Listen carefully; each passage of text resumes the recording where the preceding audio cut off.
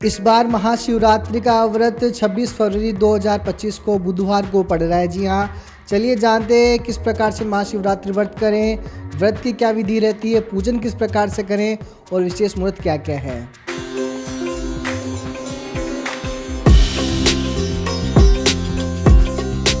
सबसे पहले बात करें महाशिवरात्रि के मुहूर्त की, तो मुहूर्त रहेगा रात्रि में 4 प्रहर की 4 पूजाएं होती हैं। जी हाँ, सबसे पहला जो प्रहर रहेगा वो शाम को 6:30 से लेकर के 9:30 बजे तक का जो पहला प्रहर की पूजन रहेगा।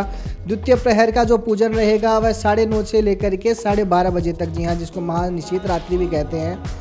सभी लोगों को प्राय इसी का इंतजार रहता है। तो जिन भी साधकों को विशेष पूजाएं करनी होती है उनके लिए जो 9:30 से 12:30 का जो मुहूर्त है वो विशेष रहता है। जो तृतीय प्रहर की पूजा रहती है वो 12:30 से लेकर 3:30 और चतुर्थ प्रहर का पूजन 3:30 से लेकर के सुबह 6:30 बजे तक रहेगा। जी हाँ, इस प्रकार से पूजन का मुहूर्त है। तो लोग भी सुबह के समय में पूजन करना चाहते हैं उनके लिए सुबह 7:30 बजे से लेकर के 11:30 बजे तक का जो समय है वह श्रेष्ठ कहा गया है। हाँ, शिवरात्रि पर पूजन विधि की बात करें तो चूंकि इस दिन महादेव स्वयं शक्ति से मिलन के लिए यहाँ पे आते हैं तो बहुत अच्छा समय रहता है महादेव को मनाने के लिए।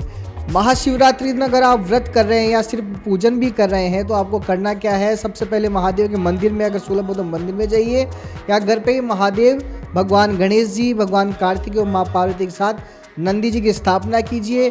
फिर महादेव पर दूध, दही, घी, शहद, शक्कर, इन 5 चीज़ों से बना हुआ जो पंचामृत होता है उससे भगवान का अभिषेक करें।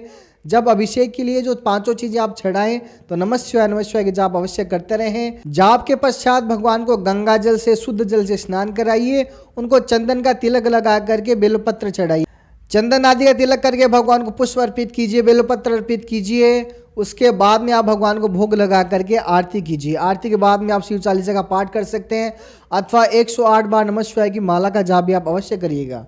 पूजन के साथ ही शिव चालीसा के पाठ, व्रत आदि भी आप अवश्य कीजिए। इस दिन रात्रि में अगर आप साधक हैं तो आपके लिए विशेष साधना का दिवस यह रहता है। अगर आपकी धन संबंधित इच्छाएं हैं तो महादेव को शिवरात्रि पर गन्ने के रस से अभिषेक अवश्य करें।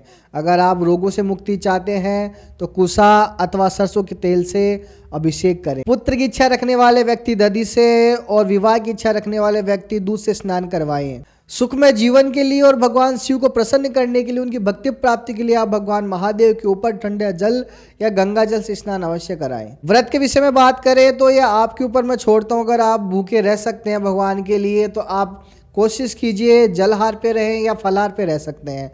पूरे दिन में जब भी आपको भूख लगे तो आप फ्रूट्स वगैरह लें।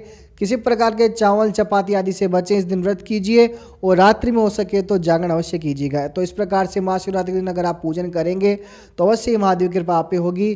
देखिएगा आपकी सारी परेशानियां दूर हो जाएंगी। महादेव।